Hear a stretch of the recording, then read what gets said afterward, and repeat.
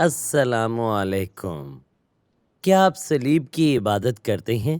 بہت سے مسلمانوں کا خیال ہے کہ مسیحی صلیب کی عبادت اور تقدیس کرتے ہیں، جبکہ یہ سچ نہیں ہے۔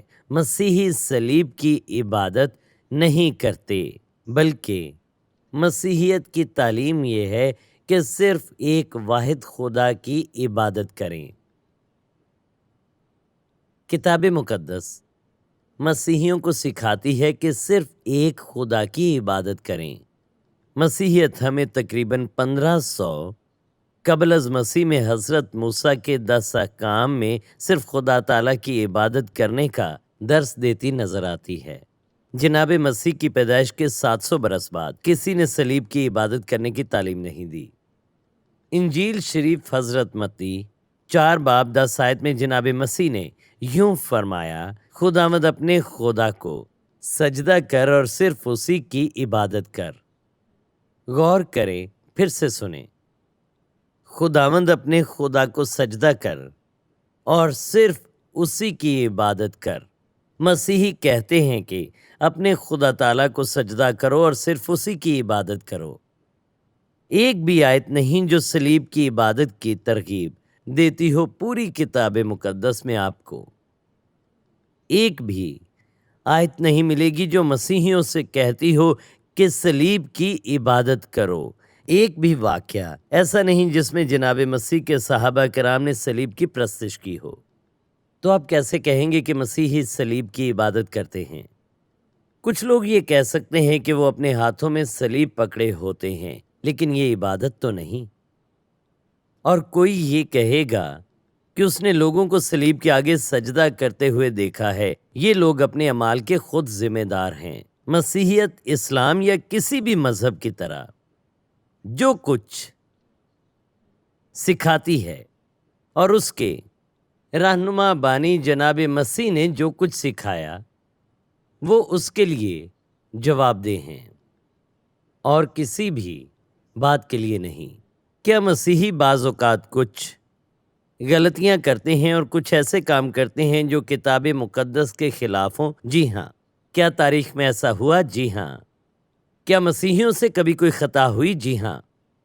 تو کیا مسیحیوں نے انجیل شریف کے خلاف کوئی کام کیا؟ جی ہاں۔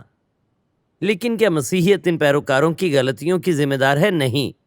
کیا میں بعض پیروکاروں کی غلطیوں کا ذمہ دار اسلام کو ٹھہراتا ہوں، یا میں اسلام کو اس کی تعلیمات کے نتیجے میں پیدا ہونے والے طرز عمل یا ان چیزوں کے لیے ذمہ دار ٹھہراتا ہوں جو انہوں نے اپنے قائد اور بانی میں دیکھی؟ قائد یا بانی کی تقلید کے نتیجے میں ہونے والے اعمال یا ہمارے اس کے قول پر عمل کرنے یا اس کے نفاذ کے نتیجے میں ہونے والے اعمال کو یا احکامات یا اس کی تعلیمات کو جو وہ لایا۔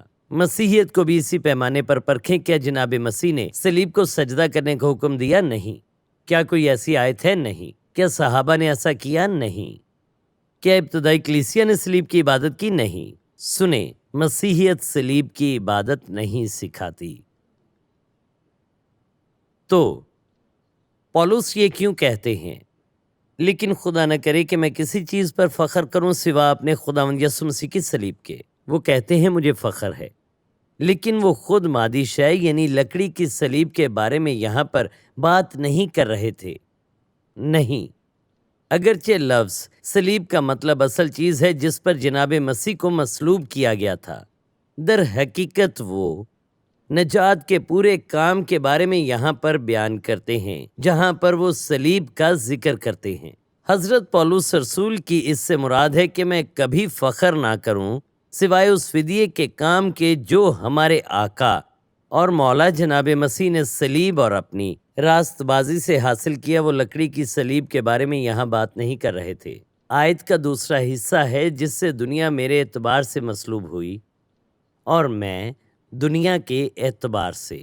دوسری جگہ وہ فرماتے ہیں کیونکہ صلیب کا پیغام ہلاک ہونے والوں کے نزدیک تو بے وقوفی ہے۔ وہ صلیب کے پیغام کی بات کرتے ہیں۔ اگر ہم اسے انگریزی زبان میں دیکھیں تو اس کا مطلب ہے پریچنگ آف دا کراس۔ وہ یہاں صلیب پر ہوئے کام کے وسیلے نجات کی بات کرتے ہیں۔ وہ کہیں گے کہ جناب مسیح پر کس طرح سے بھروسہ کر سکتے ہیں کہ انہوں نے آپ کو صلیب پر نجات بخشی؟ یہ تو دیکھیں حماقت ہے۔ مگر ہم نجات پانے والوں کے نزدیک خدا کی قدرت ہے۔ ہم دنیا کو نجات دینے کی خدا تعالیٰ کی صلاحیت اور طاقت کی بات کرتے ہیں، دوسروں کے لیے یہ حماقت ہے، لیکن اپنا فیصلہ کرنے میں آزاد ہیں۔ تو لفظ صلیب کا مطلب یہاں کوئی مادی چیز نہیں۔ تو پھر غور کرنا ہوگا کہ کیا مسیحی صلیب کی عبادت کرتے ہیں؟ نہیں، وہ صلیب کی پرستش نہیں کرتے۔